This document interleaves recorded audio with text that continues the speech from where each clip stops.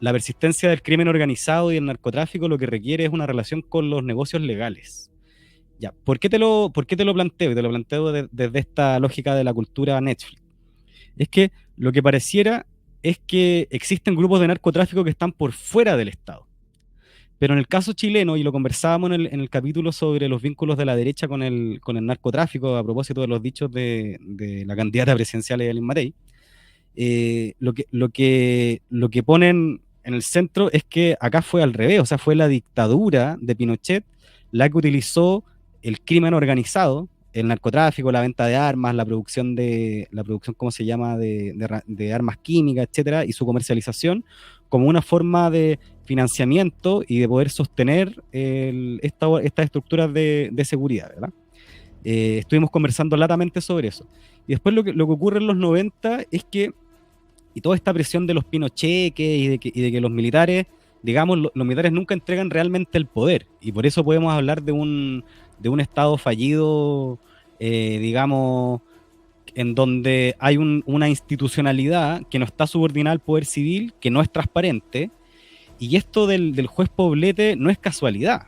O sea, esto de las escuchas a los periodistas por el que estaban investigando, la escucha ilegal a los periodistas que estaban investigando este caso estos casos de desfalco en el ejército, es una práctica común. O sea, lo vimos cuando en el Quiotazo, ¿no? En el Quiotazo hacían escuchas ilegales a Sebastián Piñera.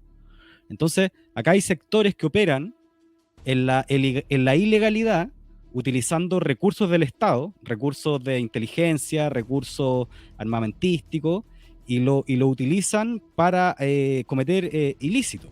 Otro caso muy evidente es el del robo de madera.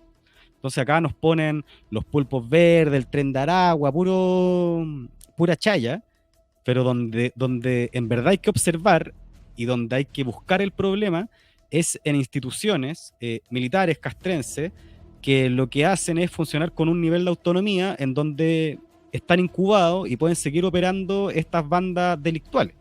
Entonces tenemos el problema engendrado así, pero tenemos la gangrena metida así hasta adentro, y creo que en alguna medida, Hugo, esto lleva también a retomar esta idea que apareció en la revuelta social del 2019, que era el tema de la refundación de Carabineros, pero también desde este eje, del eje de que si queremos combatir realmente el crimen organizado, lo que tenemos que generar efectivamente es una subordinación y una vinculación, una integración efectiva y real de estas estructuras institucionales al poder popular y democrático. O si no, lo que se va a seguir incubando ahí son bandas delictuales, y bandas delictuales que operan no solo con muchos recursos, sino que operan muy piola, ¿no? O sea, Chile pudo vender durante mucho tiempo, durante los 90 y los 2000, esta idea de que era un país transparente, un país donde no había corrupción, y ahora resulta que cada vez nos vamos dando cuenta del estrecho vínculo que aparece cada día entre estas instituciones y las bandas de crimen organizado. Entonces ahí hay una alerta que hay que colocar para ver cómo enfrentarla, Hugo. No sé si seguimos en esto o nos vamos a los sí, temas. vamos a los temas a otros temas que también prometimos abocarnos. Pero siguiendo con tu línea, tú das también el palo al gato en un tema, que si las instituciones, como hacen gárgara algunos, que funcionan, yo el otro día decía, si las instituciones funcionaran, Daniel no estaría preso, no podría estar preso. Pero si tú piensas en este fulano que era el jefe de la DINE, que hoy ya lleva más de un año y tanto privado de libertad, y cooperaba con este fulano, con el ministro de Corte que estaba privado de libertad, Poblete, y este amparaba las escuchas que hacía el ejército. Si hacían eso, ¿alguien puede decirme que las instituciones funcionan? Es decir, ¿eso significa que funcionan? ¿Que la dirección de inteligencia del ejército se dedica a espiar a periodistas? Y alguien viene y me dice con total desenfado, no, que en Chile las instituciones funcionan. ¿Y cómo funcionan? La dirección de inteligencia, que está destinada justamente a darle, a capturar la información con antelación para que nuestras Fuerzas Armadas actúen con conocimiento de los temas, están más preocupados de saber qué está haciendo un periodista chileno, investigando.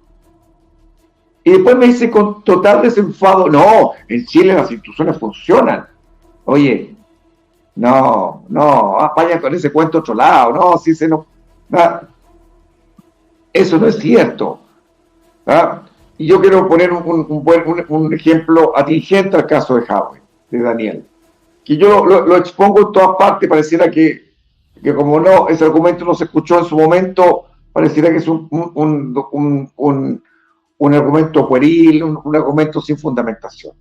Yo he dicho en todos lados, mire, Achifar, que era justamente esta pretensión que tenía varios alcaldes de hacer extender a todo Chile un mayorista, Achifar, que le buscara los insumos para entregárselos a las farmacias populares.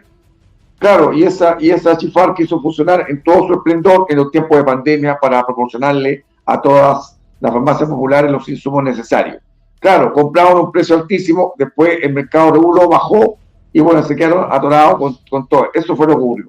Pero a margen de eso, yo he dicho, Achifar es un ente público. Es un ente público, es un ente regido por el derecho público. Los últimos dictámenes de Contraloría así lo dicen. Pero fíjate que también quien dice que Achifar es un ente público es la misma fiscal, la misma jueza en primera instancia. Dice que Achifar es un ente público. Lo mismo lo dice la Corte de Apelaciones cuando dice que Achifar es una entidad que presta servicios públicos. Es decir, y el Consejo de Defensa del Estado hace garga